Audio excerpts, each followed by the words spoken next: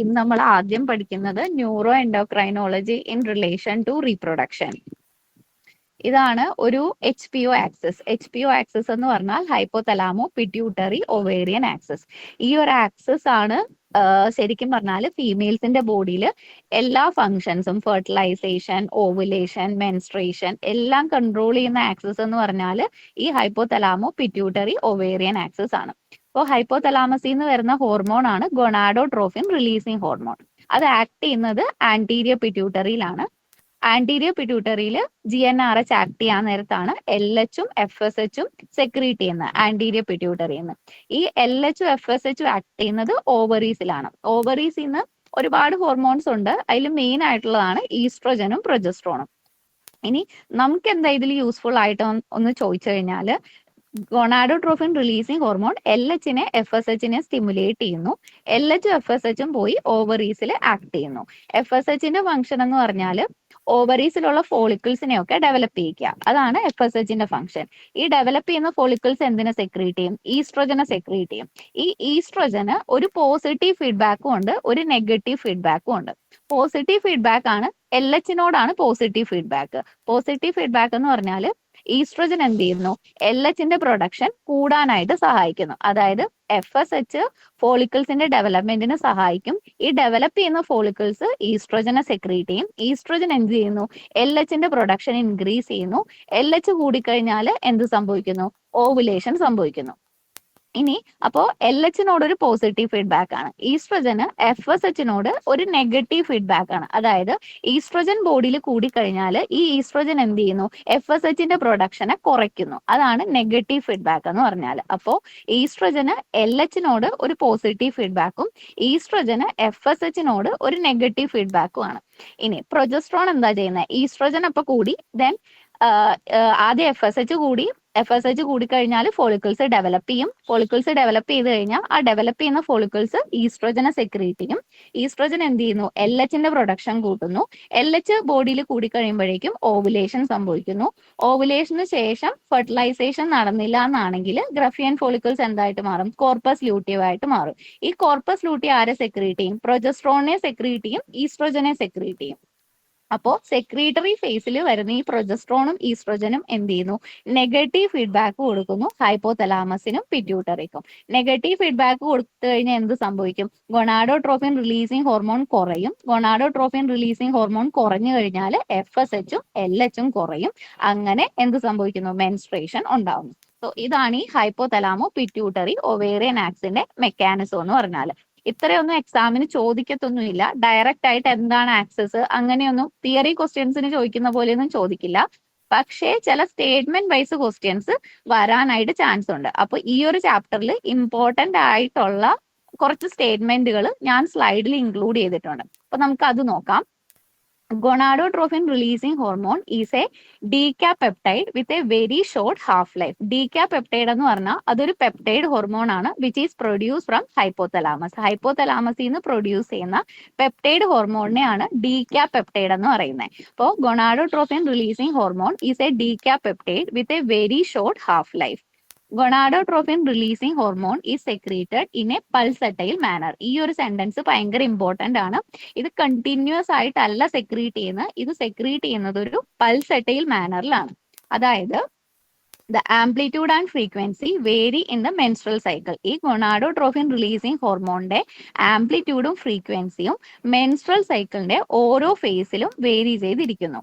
The frequency is rapid in the follicular phase. Follicular phase എടുത്തു കഴിഞ്ഞാൽ, അതായത് follicles develop ചെയ്യുന്ന ഫേസ് എടുത്തു കഴിഞ്ഞാൽ ഈ ഗൊണാഡോട്രോഫിൻ റിലീസിംഗ് ഹോർമോണിന്റെ സെക്രീഷൻ എന്ന് പറയുന്ന ആ ഒരു ഫ്രീക്വൻസി എന്ന് പറയുന്ന റാപ്പിഡ് ആയിരിക്കും.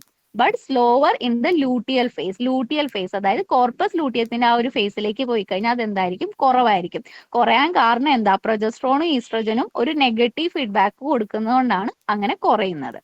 Gonadotropin releasing hormone stimulate the release and synthesis of estrogen by aromatization of both LH and FSH. Half life of LH is 30 minutes. So LHന്റെ ഹാഫ് ലൈഫ് എന്ന് പറഞ്ഞാൽ 30 മിനിറ്റ് ആണ്. FSHന്റെ ഹാഫ് ലൈഫ് 3 to 9 hours ആണ്. LH act primarily on the theca cell to produce androgen. ഈ ഒരു ലൈനും ഇമ്പോർട്ടന്റ് ആണ്. LH എവിടെ ആക്ട് ചെയ്യുന്നത്? തീക്ക സെൽസിലാണ് ആക്ട് ചെയ്യുന്നത്. എന്നിട്ട് അത് എന്തിനെ പ്രൊഡ്യൂസ് ചെയ്യുന്നു? ആൻഡ്രോജൻസിനെ പ്രൊഡ്യൂസ് ചെയ്യുന്നു. അപ്പോൾ LH, തീക്ക സെൽസ്, ആൻഡ്രോജൻസ്, ഈ 3 പോയിന്റ് ഇമ്പോർട്ടന്റ് ആ. FSH acts primarily on granulosa cell to produce estrogen by aromatization of androgen. FSH എവിടെ ആക്ട് ചെയ്യുന്നത്? ഗ്രാനുലോസ സെൽസിൽ ആക്ട് ചെയ്യുന്നത്. എന്നിട്ട് എന്തിനെ ഉണ്ടാക്കുന്നു? ഈസ്ട്രോജനെ ഉണ്ടാക്കുന്നു. ഈസ്ട്രോജൻ എവിടുന്നാ ഉണ്ടാകുന്നത്? ആരോമാറ്റൈസേഷൻ ഓഫ് ആൻഡ്രോജൻ. ആൻഡ്രോജൻസിൽ നിന്നാണ് ഈസ്ട്രോജനെ ആരുണ്ടാക്കുന്നത്? FSH ഉണ്ടാകുന്നത്. So granulosa cell converts androgen to estrogen by enzyme aromatase. So ആൻഡ്രോജനിൽ നിന്നാണ് ഈസ്ട്രോജൻ ഉണ്ടാകുന്നതെന്ന് പറഞ്ഞു. ആ ഒരു റിയാക്ഷന് വേണ്ട എൻസൈം ഏതാണ്? അരോമാറ്റൈസ് ആണ്. അപ്പോൾ 2 മെയിൻ കാര്യങ്ങളുള്ള, ഒന്ന് LH എവിടെ ആക്ട് ചെയ്യും? തീക്ക സെൽസിൽ ആക്ട് ചെയ്യും. തീക്ക സെൽസിൽ നിന്ന് എന്തുണ്ടാക്കുന്നു? LH ആൻഡ്രോജൻസിനെ ഉണ്ടാക്കുന്നു. FSH എവിടെ ആക്ട് ചെയ്യും? ഗ്രാനുലോസ സെൽസിൽ ആക്ട് ചെയ്യും. എന്നിട്ട് എന്തിനെ ഉണ്ടാക്കുന്നു? ഈസ്ട്രോജൻസിനെ ഉണ്ടാക്കുന്നു. അപ്പോൾ രണ്ടും കൂടെ പഠിക്കുമ്പോൾ മാറിപ്പോരുത്. LH എവിടെ, ഏത് സെല്ലിലാണ്, FSH ഏത് സെല്ലിലാണ്, ഏത് ഹോർമോൺ ആണ് അവിടെ പ്രൊഡ്യൂസ് ചെയ്യുന്നത്. Next, a number of peptides like activin, inhibin, and follistatin are produced by gonadotrophin releasing hormone from pituitary cells as well as from the granulosa cells of ovary. So, വേറെ കുറെ peptide ഹോർമോണുകൾ ഉണ്ട്, like ആക്ടിവിൻ, ഇൻഹിബിൻ, ഫോളിസ്റ്റാറ്റിൻ. ഇതൊക്കെ എവിടുന്ന് ശരിക്കും ഉണ്ടാവുന്നത്? ഒന്നാമത് pituitary സെൽസിൽ നിന്ന്, അതുപോലെ തന്നെ ഗ്രാനുലോസ സെൽസ് ഓവറീസിൽ നിന്നാണ് ഈ ആക്ടിവിനും ഇൻഹിബിനും ഫോളിസ്റ്റാറ്റിനും ഒക്കെ പ്രൊഡ്യൂസ് ചെയ്യുന്നത്. ഇതില് ഈ ഇൻഹിബിന് ഒരു നെഗറ്റീവ് ഫീഡ്ബാക്ക് ആണ് FSHന് കൊടുക്കുന്നത്. അതാണ് ഇൻഹിബിൻ ഇൻഹിബിറ്റ്സ് FSH. ഇതൊക്കെ നമുക്ക് ശരിക്കും പറഞ്ഞാൽ സ്റ്റേറ്റ്മെന്റ് ക്വസ്റ്റ്യനിലൊക്കെ വരാൻ പറ്റുന്നതാണ്. Inhibin inhibits FSH. ഇൻഹിബിൻ FSHനെ ഇൻഹിബിറ്റ് ചെയ്യുന്നു. Follistatin inhibit gonadotrophin releasing hormone secretion. Follistatin ആരെ ഇൻഹിബിറ്റ് ചെയ്യുന്നു? ഗൊണാഡോട്രോഫിൻ റിലീസിംഗ് ഹോർമോണിന്റെ സെക്രീഷനെ ഇൻഹിബിറ്റ് ചെയ്യുന്നു.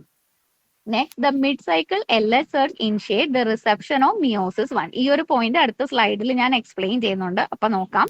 Serum progesterone level are less than 1 nanogram per ml before ovulation. ഓവുലേഷന് മുന്നേ പ്രൊജസ്ട്രോണിന്റെ ലെവൽ ഏറ്റവും കുറവായിരിക്കും. ഓവുലേഷന് മുന്നേ അത് എത്രയായിരിക്കും? Less than 1 nanogram per ml and reach 10 to 12 nanogram per ml at the mid luteal phase. Luteal ഫേസിന്റെ ഒരു മിഡ് ലൂട്ടിയൽ ഫേസിൽ എത്തുമ്പോഴേക്കും പ്രൊജസ്ട്രോണിന്റെ ലെവൽ ഏറ്റവും പീക്ക് ലെവലിൽ വരുന്നു. എത്രയാവുന്നു? ഏകദേശം ഒരു 10 to 20 നാനോഗ്രാം പെർ ml ആയിട്ട് മാറുന്നു. Hypothalamo-pituitary axis is active and functional from 20 weeks of fetal life. ഇത് ഒരു ഇമ്പോർട്ടന്റ് പോയിന്റ് ആണ്.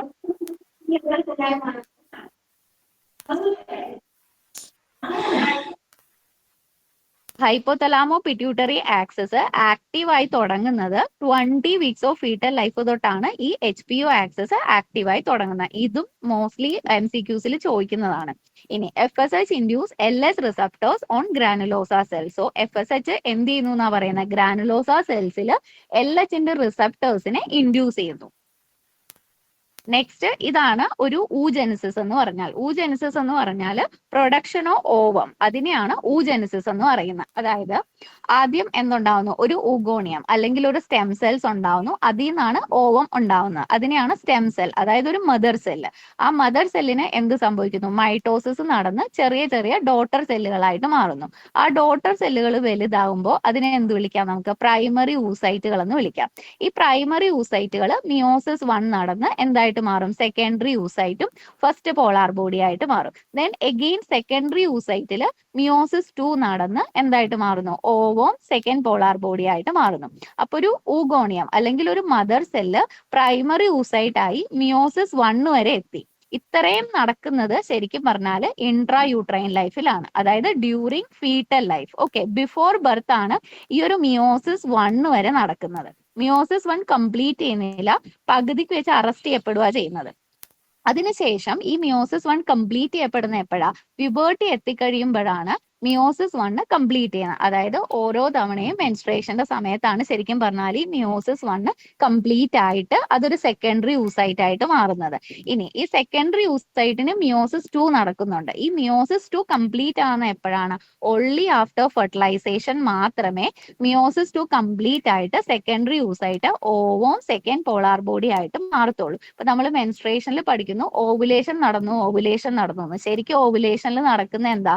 സെക്കൻഡറി ഊസൈറ്റ് അവിടെ ഉണ്ടാകുന്നത്. ആ സെക്കൻഡറി ഊസൈറ്റ് ഓവം ആവണമെന്നുണ്ടെങ്കിൽ സ്പേം വന്ന് ഫെർട്ടിലൈസ് ചെയ്യണം. എന്നാൽ മാത്രമേ സെക്കൻഡറി ഊസൈറ്റ് ഓവം ആവത്തുള്ളൂ. അപ്പൊ ഓവുലേഷനിൽ ശരിക്കും ഓവം അല്ല വരുന്നത്, അവിടെ വരുന്നത് എന്താ, സെക്കൻഡറി ഊസൈറ്റ് ആണ് വരുന്നത്. നോക്കാം.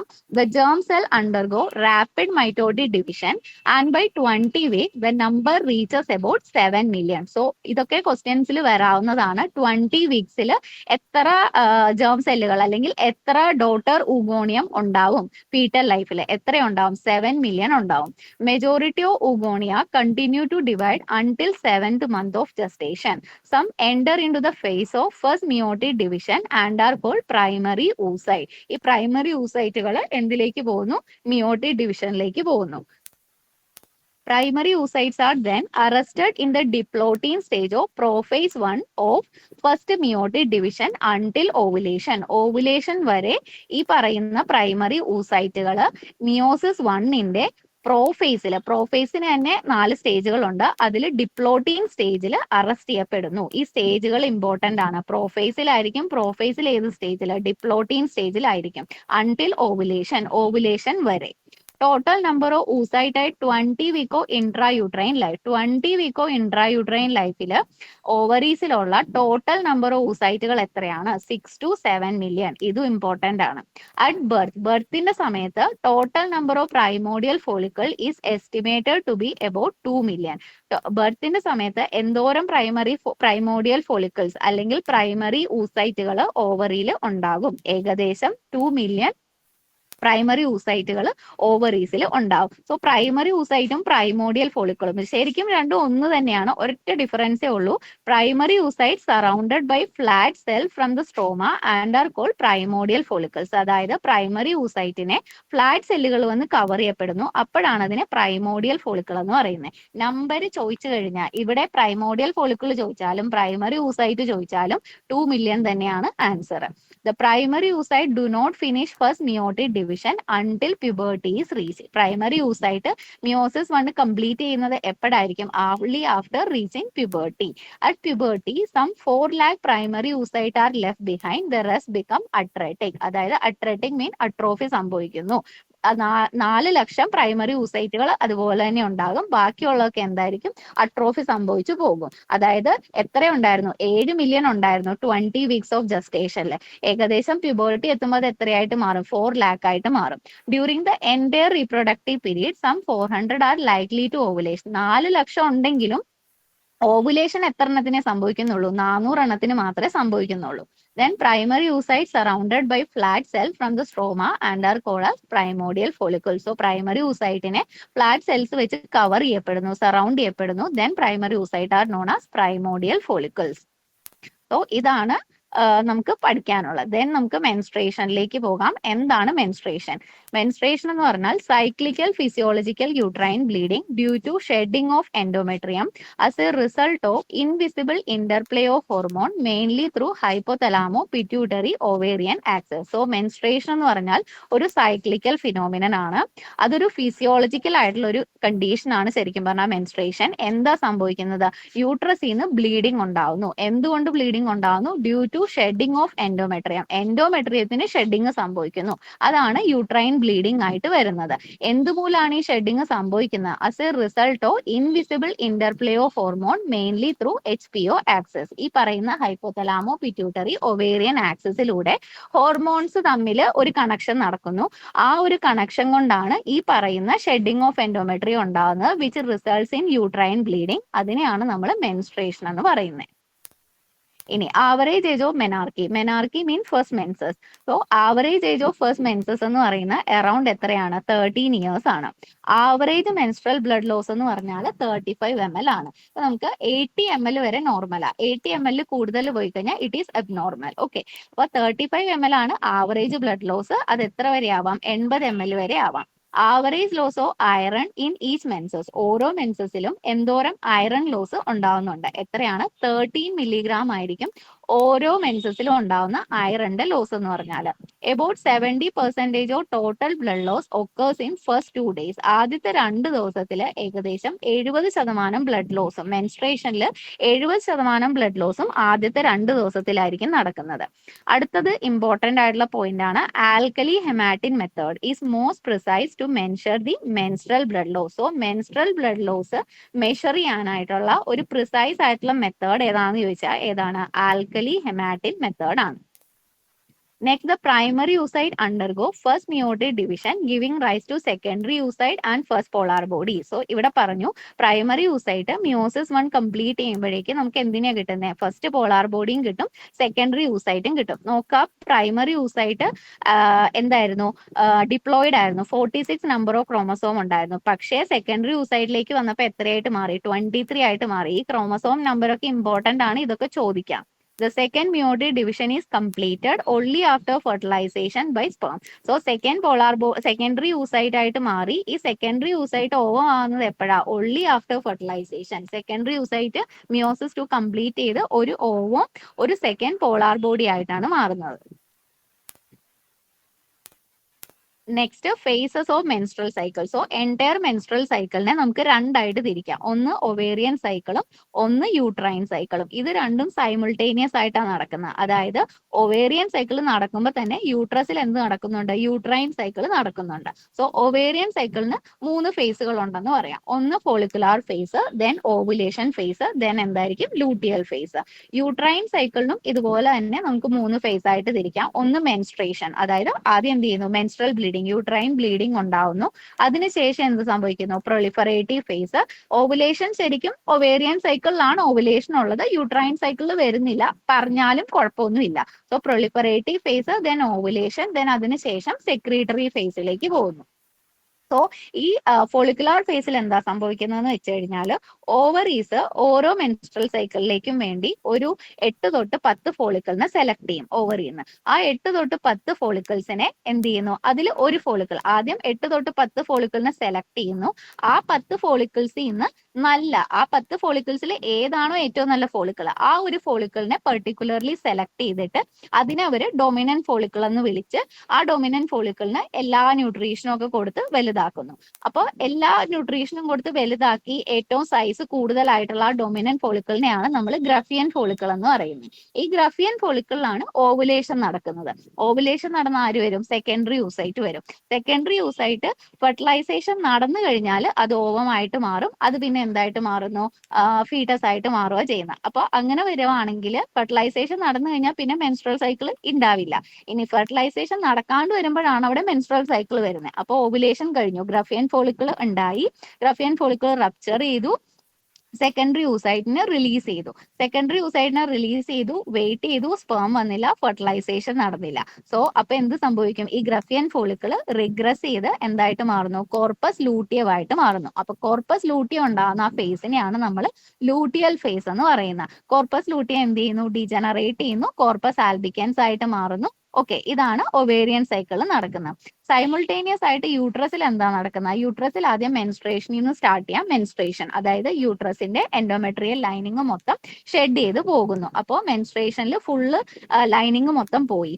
ദെൻ പ്രൊളിഫറേറ്റീവ് ഫേസിൽ എന്ത് സംഭവിക്കും? പ്രൊളിഫറേഷൻ നടക്കും. അതായത് എവിടുത്തെ എൻഡോമെട്രിയൽ ലൈനിങ് എന്ത് ചെയ്യുന്നു? പ്രൊളിഫറേറ്റ് ചെയ്യുന്നു. പതിയെ എൻഡോമെട്രിയത്തിൽ വെസൽസ് തിക്കാവുന്നു, എൻഡോമെട്രിയൽ ലൈൻസ് തിക്കാവുന്നു, അങ്ങനെ തിക്കായി വരുന്നു. ദെൻ അതിനുശേഷം സെക്രീറ്ററി ഫേസിലേക്ക് വരുമ്പോൾ എന്താ സംഭവിക്കുന്നത്? സെക്രീറ്ററി ഫേസിൽ പ്രൊളിഫറേറ്റീവ് ഫേസിൽ സംഭവിച്ച തിക്നെസ്സിനേക്കാൾ കൂടുതൽ തിക്നെസ് സെക്രീറ്ററി ഫേസിൽ ഒന്നുകൂടെ തിക്കാവുന്നു. അതായത് യൂട്രസ് ഒരു ഫീറ്റസിന് വേണ്ടി വെയിറ്റ് ചെയ്യുക ചെയ്യുന്നത്. അപ്പോൾ ഫീറ്റസിന് എന്തൊക്കെ വേണം? അതിന് വേണം ഫുഡ് വേണം, അതിനാവശ്യം ഓക്സിജൻ സപ്ലൈക്കുള്ള ബ്ലഡ് വെസൽസ്, അങ്ങനെ ഫുള്ളായിട്ട് യൂട്രസ് പ്രിപ്പയർ ആകുവാണ് ഒരു ഫീറ്റസിന് വേണ്ടി. അതാണ് ഈ ശരിക്കും പറഞ്ഞാൽ ഈ സെക്രീറ്ററി ഫേസിൽ നടക്കുന്നത്. അങ്ങനെ അവര് വെയിറ്റ് ചെയ്യുക ഫീറ്റസിന് വേണ്ടി. പക്ഷെ ഫെർട്ടിലൈസേഷൻ നടന്നില്ല, ഫീറ്റസ് വന്നില്ല. ഫീറ്റസ് വരാത്തത് കൊണ്ട് എന്ത് സംഭവിക്കുന്നു? സെക്രീറ്ററി ഫേസിൽ നിന്ന് അത് മെൻസ്ട്രേഷനിലേക്ക് പോകുന്നു. സോ ഇതാണ് യൂട്രൈൻ സൈക്കിളിൽ നടക്കുന്നത്. സോ ഇവിടെ നോക്കിക്കഴിഞ്ഞാൽ ഇപ്പൊ നമുക്ക് കാണാം യൂട്രസിൽ ദ മെൻസ്ട്രേഷൻ, അതായത് എൻഡോമെട്രിയം ഷെഡിങ് ഉണ്ടായി ബ്ലീഡിങ് നടക്കുന്നു. ഫോളിക്കുലർ ഫേസിൽ എന്ത് പറ്റി? ചെറിയ രീതിയിൽ എൻഡോമെട്രിയം ഡെവലപ്പ് ആയി തുടങ്ങി. ഓക്കെ, ഓവുലേഷൻ ഫേസ് ഇല്ല. ദെൻ ലൂട്ടിയൽ ഫേസിലേക്ക് വരുമ്പോഴേക്കും വീണ്ടും ഇതിൽ ഓരോ പിക്ചർ കമ്പയർ ചെയ്യുമ്പോഴും അവിടെ എന്താ തിക്നെസ് കൂടിക്കൊണ്ടിരിക്കും എൻഡോമെട്രിയത്തിന്റെ. അതായത് എൻഡോമെട്രിയം പ്രിപ്പയർ ആയിക്കൊണ്ടിരിക്കുവാണ് ഇംപ്ലാന്റേഷന് വേണ്ടി. ഇംപ്ലാന്റേഷൻ നടക്കാണ്ട് വരുമ്പോഴാണ് അവിടെ എന്തുണ്ടാവുന്ന മെൻസ്ട്രൽ ബ്ലീഡിങ് ഉണ്ടാവുന്നത്.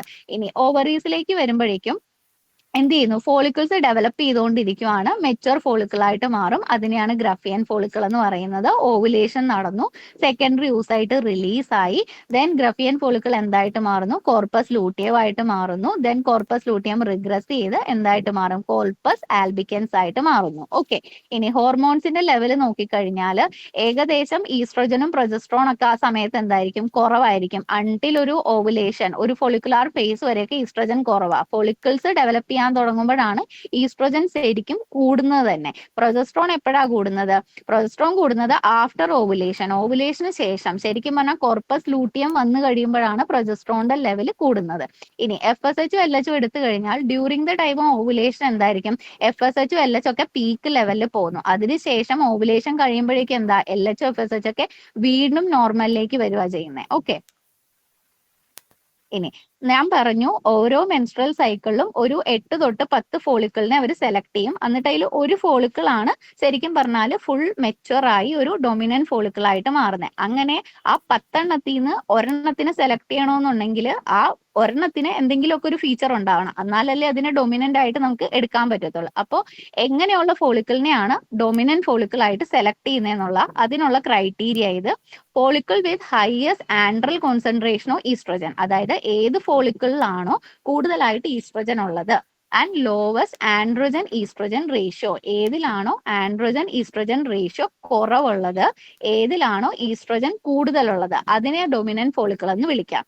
അതല്ലാന്നാണെങ്കിൽ granulosa cell containing maximum receptors of FSH become dominant follicle, അതായത് ഗ്രാനുലോസ സെൽസിൽ FSH റിസപ്റ്റേഴ്സ് കൂടുതലുള്ള ഫോളിക്കിൾ ഏതാണോ അതാണ് ഡൊമിനന്റ് ഫോളിക്കിൾ ആയിട്ട് മാറുന്നത്. അപ്പൊ ഡൊമിനന്റ് ഫോളിക്കിളിന് 2 ക്യാരക്ടേഴ്സാ ഉള്ളത്. ഒന്നാമത്തെന്ന് പറഞ്ഞാൽ follicle with highest andral concentration of estrogen and lowest androgen estrogen ratio. Second point, granulosa cells containing maximum receptors for FSH becomes the dominant follicle. Okay.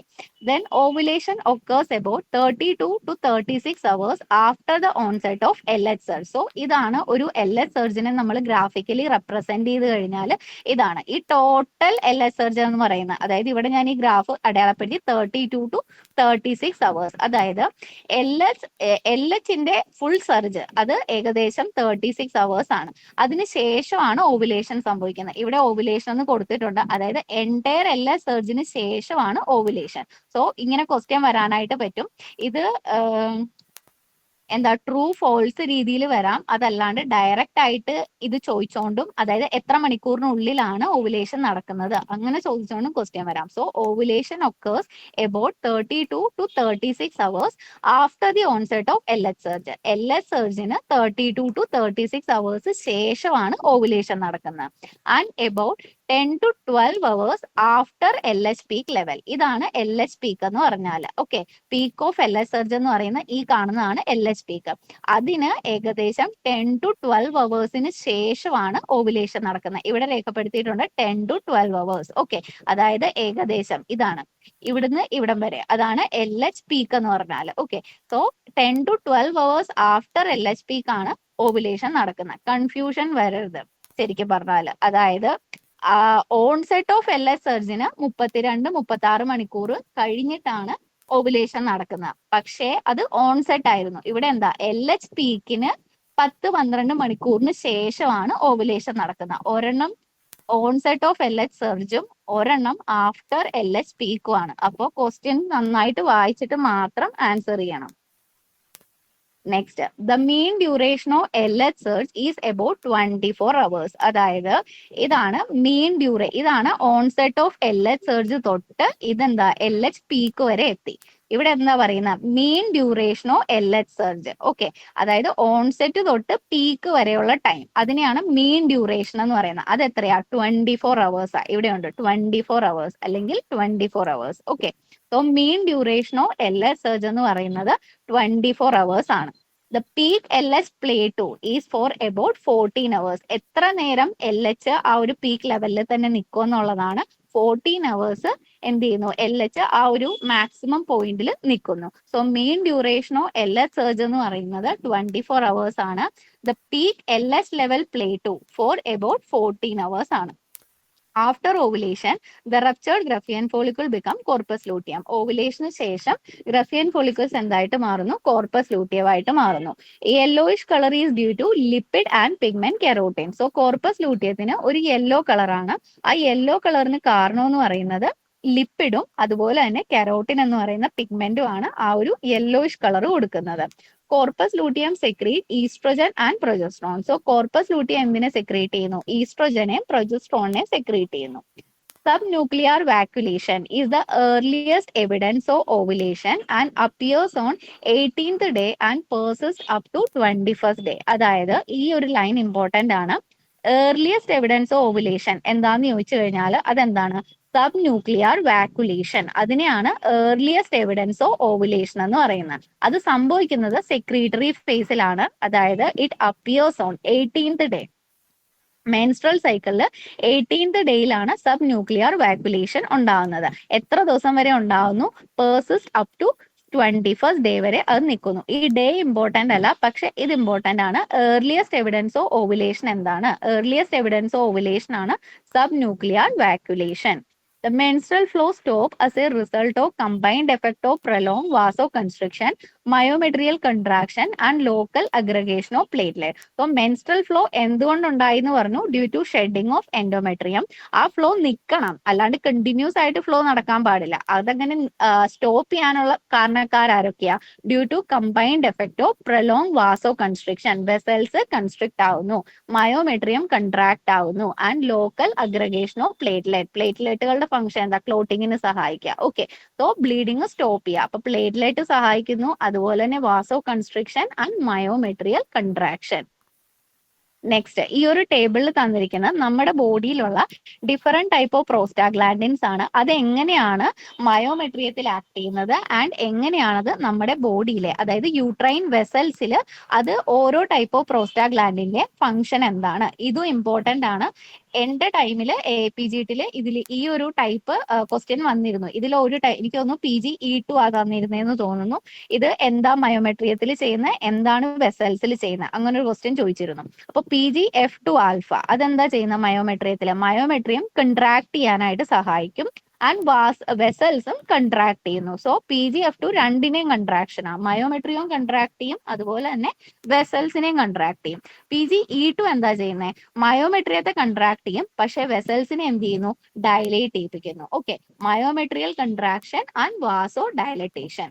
PGI2 എന്താ ചെയ്യുന്നത്, മയോമെട്രിയത്തെ റിലാക്സ് ചെയ്യിപ്പിക്കുന്നു, അതുപോലെ തന്നെ vaso dilatation. PGI2 myometrial relaxation and vaso dilatation. So ഇത് മൂന്നും important ആണ്, by heart ചെയ്തേ പറ്റത്തുള്ളൂ. Next, progesterone attain its highest peak about 8 days after LH peak, അതായത് 22nd ഡേ. അതായത് പ്രൊജസ്ട്രോണിന്റെ ലെവല് ബോഡിയിൽ എപ്പോഴാണ് കൂടുന്നത്, ഇതും ഒരു MCQ ക്വസ്റ്റ്യൻ ആണ്. എത്ര ദിവസത്തിന് ശേഷമായിരിക്കും LH പീക്കിൽ എത്തിയിട്ട് 8 ദിവസത്തിന് ശേഷം. LH പീക്കിൽ എത്തുന്നത് നമുക്കറിയാം ഏകദേശം 14th ഡേ എന്ന് കണക്കാക്കുക. 14th ഡേക്ക് 8 ദിവസം കൂടെ കഴിയുമ്പോൾ, അതായത് 22nd ഡേ. സോ MCQയില് രണ്ട് രീതിയിൽ ഓപ്ഷൻ വരാം. 22nd ഡേ ഡയറക്റ്റ് ആയിട്ട് തരാം, അതല്ലാന്നാണെങ്കിൽ 8 days ആഫ്റ്റർ LH പീക്ക് എന്ന് തരാം. ഇത് രണ്ടും കറക്റ്റ് ആണ്. അപ്പൊ progesterone attain it highest peak about 8 days after LH peak അല്ലെങ്കിൽ 22nd ഡേ. അപ്പൊ അതാണ് മെൻസ്ട്രേഷൻ ചാപ്റ്റർ. ഇനി അടുത്തത് പെൽവിക് ഇൻഫെക്ഷൻസിലേക്ക് പോകാം. പെൽവിക് ഇൻഫ്ലമേറ്ററി ഡിസീസ് അഥവാ PID.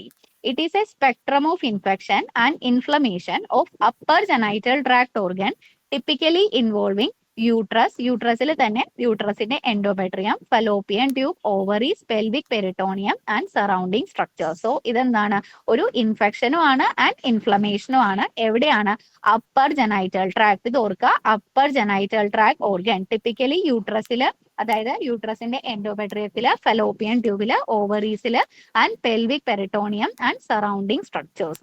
എന്തൊക്കെയാണ് PIDയുടെ റിസ്ക് ഫാക്ടേഴ്സ്? റിസ്ക് ഫാക്ടേഴ്സ് ആണ് മെൻസ്ട്രേറ്റിംഗ് ടീനേജേഴ്സിൽ ഇൻഫെക്ഷൻസ് കോമൺ ആയിരിക്കും. മൾട്ടിപ്പിൾ സെക്ഷൽ പാർട്ട്നേഴ്സിൽ ഉള്ള ആൾക്കാരിൽ കോൺട്രാസെപ്റ്റീവ് പിൽ യൂസ് എപ്പോഴും ഒരു പ്രൊട്ടക്ഷൻ ആയിരിക്കും പെൽവിക് ഇൻഫ്ലമേറ്ററി ഡിസീസിൽ നിന്ന് തരുന്ന. അപ്പോൾ absence of contraceptive pill use, അതായത് OCPs ഉപയോഗിക്കാത്ത ആൾക്കാരിൽ PID കോമൺ ആയിട്ട് കാണുന്നു. പ്രീവിയസ് ഹിസ്റ്ററിയോ അക്യൂട്ട് PID ഉള്ള ഒരു ഹിസ്റ്ററി ഉള്ള ആൾക്കാരിൽ എന്തായിരിക്കും വീണ്ടും വീണ്ടും PID വരാനുള്ള ചാൻസ് ഉണ്ട്. സോ ഇതൊക്കെയാണ് risk factors four pelvic inflammatory disease. പിന്നെ IUD യൂസേഴ്സിലും PID കോമൺ ആയിട്ട് കാണാൻ പറ്റും. ഇനി പ്രൊട്ടക്റ്റീവ് ഫാക്ടേഴ്സ്, എന്തൊക്കെ കാര്യങ്ങൾ പെൽവിക് ഇൻഫ്ലമേറ്ററി ഡിസീസ് വരാണ്ട് പ്രൊട്ടക്ട് ചെയ്യാനായിട്ട് സഹായിക്കുന്നു? ഒന്നാമത്തത് കോൺട്രാസെപ്റ്റീവ് പ്രാക്ടീസ് ലൈക്ക് കോണ്ടംസ് ഉപയോഗിക്കുന്നത്, അതുപോലെ തന്നെ OCPs ഉപയോഗിക്കുന്നത് PID വരാണ്ടിരിക്കാൻ സഹായിക്കും. പിന്നെ pregnancy, menopause, vaccines like HPV vaccine, hepatitis B vaccine, ഇതൊക്കെ PID വരാണ്ടിരിക്കാനായിട്ട് ഹെൽപ്പ് ചെയ്യുന്ന ഫാക്ടേഴ്സ് ആണ്. ഇനി എന്താണ് പ്രൈമറി കോസ് ഓഫ് PID എന്ന് പറഞ്ഞു കഴിഞ്ഞാൽ സെക്ഷുവലി ട്രാൻസ്മിറ്റഡ് ആയിരിക്കും. സെക്ഷുവലി ട്രാൻസ്മിറ്റഡ് ഡിസീസസ് ആണ് main cause of pelvic inflammatory disease എന്ന് പറഞ്ഞാൽ. അപ്പോൾ പ്രൈമറി ഓർഗാനിസം എന്ന് പറയുമ്പോൾ ആരൊക്കെയാവും? നിസീരിയ, ഗൊണോറിയ ആവാം, ക്ലമീഡിയ ആവാം, മൈക്കോപ്ലാസോ ഒക്കെ ആവാം. ഇനി ഇതാണ് ക്ലിനിക്കൽ ഡയഗ്നോസ്റ്റിക് ക്രൈറ്റീരിയ എന്ന് പറഞ്ഞാൽ. ഓക്കെ, അതിൽ മിനിമം ക്രൈറ്റീരിയ ഉണ്ട്, അഡീഷണൽ ക്രൈറ്റീരിയ ഉണ്ട് ആൻഡ് ഡെഫിനിറ്റീവ് ക്രൈറ്റീരിയ ഉണ്ട്. ഇതും പഠിക്കേണ്ടത് തന്നെയാണ്. മിനിമം ക്രൈറ്റീരിയാസിൽ എന്തൊക്കെ വരാം? Lower abdominal tenderness, adnexal tenderness, cervical motion tenderness. ഇത് ഈ ഒരു പിക്ചർ അതുപോലെ തന്നെ ബൈഹാർട്ട് ചെയ്യണം. അഡീഷണൽ ആയിട്ട് ഓറൽ ടെമ്പറേച്ചർ, അതായത് ഇൻഫ്ലമേഷൻ ആണ്, ദെൻ ഫീവർ ഉണ്ടാവും more than 38.3 degree Celsius, mucopurulent cervical or vaginal discharge വരാം, C റിയാക്റ്റീവ് പ്രോട്ടീൻ അല്ലെങ്കിൽ ESR എന്തായിരിക്കും? റൈസ്ഡ് ആയിരിക്കും. ദെൻ ഡെഫിനിറ്റീവ് ക്രൈറ്റീരിയാസിൽ എന്തൊക്കെയാ വരുന്നത്? Histopathological evidence of endometritis on biopsy. ബയോപ്സിയിൽ എൻഡോമെട്രൈറ്റിസ് കാണാൻ പറ്റും. ഇമേജിംഗ് സ്റ്റഡിയിൽ evidence of tubo ovarian complex, laparoscopic evidence of PID. So ഇത് അസച്ച് എന്തായാലും ബൈഹാർട്ട് ചെയ്തേ പറ്റത്തുള്ളൂ. ഇനി ക്ലിനിക്കൽ ഫീച്ചേഴ്സ് എന്തൊക്കെയാണ് പെൽവിക് ഇൻഫ്ലമേറ്ററി ഡിസീസിന്റെ? ഒന്നാമത്തത് ലോവർ അബ്ഡോമനിൽ പെയിൻ ഉണ്ടാകും, fever, lassitude, headache, irregular and excessive ആയിട്ടുള്ള വജൈനൽ ബ്ലീഡിംഗ് ഉണ്ടാവാം, abnormal vaginal discharge like purulent copious discharge. Mostly patient ഇപ്പോൾ OPDസിലൊക്കെ ആണെങ്കിൽ വരുന്നത് ഈ ഒരു സിംറ്റം ആയിട്ടായിരിക്കും. Abnormal vaginal discharge, purulent copious ആയിരിക്കും, പ്ലസ് അവർക്ക് ഇറഗുലർ ആയിട്ടുള്ള വജൈനൽ ബ്ലീഡിംഗും ഉണ്ടാവും. നോഷ്യ, വൊമിറ്റിംഗ്, ഡിസ്പെരൂണിയ എന്ന് പറഞ്ഞാൽ പെയിൻഫുൾ കൊയിഷൻ. ബൈമാനുവൽ എക്സാമിനേഷനിൽ നമുക്ക് എന്ത് കാണാം? സെർവൈക്കൽ മോഷൻ ടെൻഡർനെസ് കാണാം ആൻഡ് അഡിനെക്ഷൽ മാസ്. കോംപ്ലിക്കേഷൻസ് എന്തൊക്കെയാ? കോംപ്ലിക്കേഷൻസ് ഇമ്പോർട്ടന്റ് ആണ്. പെരിട്ടണൈറ്റിസ് ഉണ്ടാവാം, സെപ്റ്റിസീമിയ, ഡിസ്പെരൂണിയ, ഇൻഫെർട്ടിലിറ്റിയിലേക്ക് പോകാം, ഹൈഡ്രോസാൽപിംഗ്. സാൽപിംഗ്സ് മീൻ ഫലോപ്പിയൻ ട്യൂബ്. ഫലോപ്പിയൻ ട്യൂബിൽ എന്തുണ്ടാകാം? വെള്ളം, അതായത് ഇൻഫ്ലമേഷൻ ഉണ്ടാവാം, അതായത് ഇൻഫെക്ഷൻ വന്ന് വെള്ളം നിറയാനായിട്ട് പറ്റും. പയോസാൽപിംഗ്സ് എന്ന് പറഞ്ഞാൽ പസ് നിറയാം. ദെൻ ട്യൂബോ ഒവേരിയൻ മാസ് ഉണ്ടാവാം, ക്രോണിക് പെൽവിക് പെയിൻ ഉണ്ടാവാം and increase chance of ectopic pregnancy. So ectopic പ്രഗ്നൻസിയിൽ ഒബ്സ് പഠിക്കുമ്പോഴേക്കും അതിലുണ്ടാവും. എക്ടോപിക് പ്രഗ്നൻസിയുടെ ഒരു റിസ്ക് ഫാക്ടേഴ്സ് എന്താണ്? PID is a risk factor for ectopic pregnancy. So ഇതാണ് പെൽവിക് ഇൻഫ്ലമേറ്ററി ഡിസീസ് അല്ലെങ്കിൽ PID എന്ന് പറഞ്ഞത്. അടുത്തത് sexually transmitted infections and infection of pelvic organs. Sexually transmitted infections എന്ന് പറയുമ്പോൾ it include those infection which R പ്രീഡോമിനന്റ്ലി transmitted through sexual contact from an infected partner. ഒരു infected പാർട്ട്ണറിൽ നിന്ന് സെക്ഷൽ കോണ്ടാക്ട് മൂലം ഉണ്ടാകുന്ന ഇൻഫെക്ഷൻസിനെയാണ് സെക്ഷുവലി ട്രാൻസ്മിറ്റഡ് ഇൻഫെക്ഷൻസ് എന്ന് പറയുന്നത്. അതിൽ ഏറ്റവും കോമൺ ആയിട്ടുള്ളത് ഗൊണോറിയ ആണ്. Positive organism Neisseria gonorrhoea. അതൊരു ഗ്രാം പോസിറ്റീവ് ഡിപ്ലോകോക്കയാണ്. ഇൻക്യുബേഷൻ പീരീഡ് 3 to 7 days ആണ് ഇതിന്റെ ഇൻക്യുബേഷൻ പീരീഡ് എന്ന് പറഞ്ഞാൽ. ഇതൊന്നും അത്ര ഇമ്പോർട്ടന്റ് അല്ല. ഇതൊക്കെ ഇമ്പോർട്ടന്റ് ആണ് POM മെഡിസിൻ പോയിന്റ് ഓഫ് വ്യൂവിൽ ഇതൊക്കെ ഇമ്പോർട്ടന്റ് ആണ്. ഗൈനക്കോളജിക്കൽ പോയിന്റ് ഓഫ് വ്യൂവിൽ ഇതൊന്നും അല്ല ഇമ്പോർട്ടന്റ്. അടുത്ത പോയിന്റ് ഇമ്പോർട്ടന്റ് ആണ്. പ്രിൻസിപ്പൽ സൈറ്റ് ഓഫ് ഇൻവേർഷൻ എന്ന് പറയുന്നത് columnar transitional epithelium of genito urinary tract. So ഇതിന്റെ മെയിൻ സൈറ്റ് അല്ലെങ്കിൽ ഒരു ഫേവറേറ്റ് സൈറ്റ് എന്ന് പറഞ്ഞാൽ ഏത് എപ്പിത്തീലിയം ആയിരിക്കും? കോളംനാർ എപ്പിത്തീലിയം ആണ് ഇതിന്റെ മെയിൻ സൈറ്റ് എന്ന് പറയുന്നത്. സോ അതുകൊണ്ട് തന്നെ ഇതിന്റെ പ്രൈമറി സൈറ്റ് ഓഫ് ഇൻഫെക്ഷൻസ് എവിടെയൊക്കെ ആയിരിക്കും? Endo cervix, urethra, Skene's gland, Bartholin's gland. So ഇതിനൊക്കെ ഇൻഫെക്ഷൻ ഉണ്ടായി കഴിഞ്ഞാൽ എന്തൊക്കെയാണ്? യൂറിത്രക്ക് വന്നു കഴിഞ്ഞാൽ യൂറിത്രൈറ്റിസ്, ഇൻഫ്ലമേഷനോ യൂറിത്ര. ബർത്തോളിൻസ് ഗ്ലാൻഡിന് ഇൻഫെക്ഷൻ വന്നു കഴിഞ്ഞാൽ എന്താ? ബർത്തോളിനൈറ്റിസ്. എൻഡോ സെർവിക്സിന് വന്നു കഴിഞ്ഞാൽ cervicitis. So it produce urethritis, bartholinitis or cervicitis. Squamous epithelium is resistant to gonococcal invasion. So gonorrhoea എവിടെ ഉണ്ടാവത്തില്ല? സ്കോമസ് എപ്പിത്തീലിയത്തിൽ ഉണ്ടാവില്ല. അപ്പൊ നമുക്ക് ചോദിക്കാം, മോസ്റ്റ് കോമൺ സൈറ്റ് ഗൊണോറിയയുടെ ഇൻഫെക്ഷനിൽ ഏതാണ്? അല്ലെങ്കിൽ മോസ്റ്റ് കോമൺ സൈറ്റ് എന്ന് പറയുന്നത് വജൈന. ഒരു രണ്ട് സ്റ്റേറ്റ്മെന്റ് തരുവാണ്. ഒന്നാമത്തെ സ്റ്റേറ്റ്മെന്റിൽ പറയുവാണ് ഈ നിസീരിയ ഗൊണോറിയയുടെ ഫേവറേറ്റ് സൈറ്റ് എന്ന് പറയുന്ന വജൈനയാണ്. സെക്കൻഡ് പോയിന്റിൽ പറയുവാണ് നിസീരിയ ഗൊണോറിയയുടെ ഫേവറേറ്റ് സൈറ്റ് സെർവിക്സ് ആണ്. അപ്പൊ ചോദിച്ചു കഴിഞ്ഞാൽ സെർവിക്സ് കറക്റ്റ് ആൻസറാ, പക്ഷെ വജൈന കറക്റ്റ് അല്ല. കാരണം വജൈനയിൽ എന്താ? സ്കോമസ് എപ്പിത്തീലിയ ഉള്ള. അപ്പൊ സ്കോമസ് എപ്പിത്തീലിയത്തിൽ ഒരിക്കലും ഗോണോകോക്കൽ ഇൻവേഷൻ ഉണ്ടാവില്ല. Okay, squamous epithelium is resistant to gonococcal invasion. Vaginitis in adult is not possible. അഡൾട്ട്സിൽ ഒരിക്കലും ഗോണോകോക്കസ് മൂലം വജൈനൈറ്റിസ് ഉണ്ടാവില്ല. കാരണം എന്താണ്? ഗോണോകോക്കൽ ഇൻഫെക്ഷൻ സ്കോമസ് എപ്പിത്തീലിയത്തിനോട് റെസിസ്റ്റന്റ് ആയിരിക്കും. പക്ഷേ കുട്ടികളിലുണ്ടാവാൻ കാരണം പ്രീ പ്യൂബേർട്ടി. പ്യൂബേർട്ടിക്ക് മുന്നേ എന്തായിരിക്കും? നമ്മുടെ ബോഡിയിൽ എപ്പിത്തീലിയം ഒക്കെ ഡെവലപ്പ് ചെയ്ത് വരുന്നതേ ഉള്ളൂ പതിയെ പതിയെ. അപ്പൊ ആ സമയത്ത് വേണമെങ്കിൽ ഗൊണോറിയ വരാനായിട്ട് പറ്റും. പക്ഷെ ഒരിക്കലും അഡൾട്ട് ഹുഡിലേക്ക് വന്നു കഴിഞ്ഞിട്ട് ഒരിക്കലും ഗൊണോറിയ വജൈനൽ പാർട്ടിനെ അഫക്ട് ചെയ്യത്തില്ല. അതിന് കാരണം ഇതാണ്, squamous epithelium is resistant to gonococcal invasion. ഇതൊക്കെ അസേർഷൻ റീസണിങ് അല്ലെങ്കിൽ കുറെ സ്റ്റേറ്റ്മെന്റ് തന്നിട്ട് ഇതിൽ ഏതാ ട്രൂ ഏതാ ഫോൾസ് അങ്ങനെയുള്ളതിലൊക്കെ ചോദിക്കുന്ന സെന്റൻസുകളാണ്. ഇനി upper genital organs are involve as the infection is spread along with the spermatozoa. നമ്മൾ പ്രിൻസിപ്പിൾസ് ആയിട്ട് പറഞ്ഞപ്പോൾ പറഞ്ഞു ഏതൊക്കെയാ? താഴെയുള്ള പാർട്ടുകളൊക്കെ, അതായത് cervix, urethra, Skene's gland, Bartholin's gland, അതൊക്കെ എന്താ? Lower genital organs. Upper genital ഓർഗൻസിൽ ആരൊക്കെയാണ് വരുന്നത്? യൂട്രസ്, ഓവറി, അതുപോലെ ഫെലോപ്പിയൻ ട്യൂബ് ഒക്കെ. പക്ഷേ ഈ അപ്പർ ജനൈറ്റൽ ഓർഗൻസും ഇൻവോൾവ് ആവാനായിട്ട് പറ്റും. എപ്പോഴാണ്? ഈ ഇൻഫെക്ഷൻ സ്പെർമറ്റോസോവ ക്യാരി ചെയ്തുകൊണ്ട് പോകുവാണെങ്കിൽ അപ്പർ ജനൈറ്റൽ ട്രാക്റ്റും ഇൻവോൾവ് ആവാം.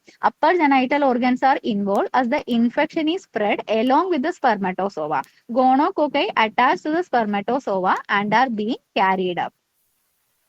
നെക്സ്റ്റ് എന്തൊക്കെയാണ് clinical features? Dysuria. Dysuria means painful urination. കാരണം എന്താ? യൂറിത്രയിൽ ഇൻഫ്ലമേഷൻ ഉണ്ടായി, ഇൻഫെക്ഷൻ ഉണ്ടായി. Irritant vaginal discharge. Vaginal discharge irritant. അപ്പൊ ചോദിക്കാം വജൈന അഫക്ട് ചെയ്യുന്നില്ല, പിന്നെ എങ്ങനെ വജൈനൽ ഡിസ്ചാർജ് വരുന്നത്? ശരിക്കും വജൈനയിൽ ഗ്ലാൻസ് ഉണ്ടോ? വജൈനയിൽ ഗ്ലാൻസ് ഒന്നും ഇല്ല. വജൈനയിൽ എവിടുന്ന സെക്രീഷൻസ് വരുന്നത്? സെർവിക്സിൽ നിന്നും ബർത്തോളിൻസ് ഗ്ലാൻഡിൽ നിന്നൊക്കെ. അപ്പൊ ഓൾറെഡി സെർവിക്സും ബർത്തോളിൻസ് ഗ്ലാൻഡ് ഒക്കെ അഫക്റ്റഡ് ആണ്. അതുകൊണ്ടാണ് ഇറിറ്റന്റ് വജൈനൽ ഡിസ്ചാർജ് വരുന്നത്. Unilateral pain and swelling over the labia. Intermenstrual bleeding ഒക്കെ ഉണ്ടാവാനായിട്ട് പറ്റും. ഇനി എങ്ങനെ നമുക്ക് ഗൊണോറിയനെ ഡയഗ്നോസ് ചെയ്യാൻ പറ്റും? By nucleic acid amplification testing, also known as NAT, of urine and endocervical discharge is very sensitive and specific. ഇതൊക്കെ ഗൈനക്കോളജിക്കൽ പോയിന്റ് ഓഫ് വ്യൂവിൽ അത്ര ഇമ്പോർട്ടന്റ് അല്ല, പക്ഷേ മെഡിസിൻ പോയിന്റ് ഓഫ് വ്യൂവിൽ ഇത് ഇമ്പോർട്ടന്റ് ആണ്.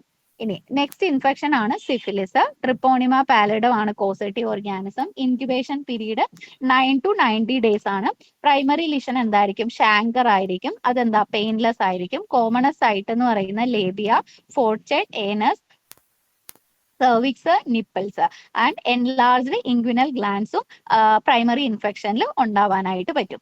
നെക്സ്റ്റ് പോയിന്റ് ഇമ്പോർട്ടന്റ് ആണ്. The tubes are not affected and infertility does not occur unless associated with gonococcal infection. Syphilis മാത്രമാണെന്ന് വിചാരിക്കുക. സിഫിലിസ് മാത്രമാണെങ്കിൽ ഒരിക്കലും ഫെലോപ്പിയൻ ട്യൂബ് അഫക്റ്റഡ് ആവത്തില്ല ആൻഡ് ഇൻഫെർട്ടിലിറ്റി പേഷ്യന്റിന് ഉണ്ടാവത്തില്ല. പക്ഷേ സിഫിലിസിന്റെ കൂടെ ഗൊണോകോക്കൽ ഇൻഫെക്ഷൻ, അതായത് ഗൊണോറിയ കൂടെ ഉണ്ടെങ്കിൽ there is chance of infertility and tubal affection.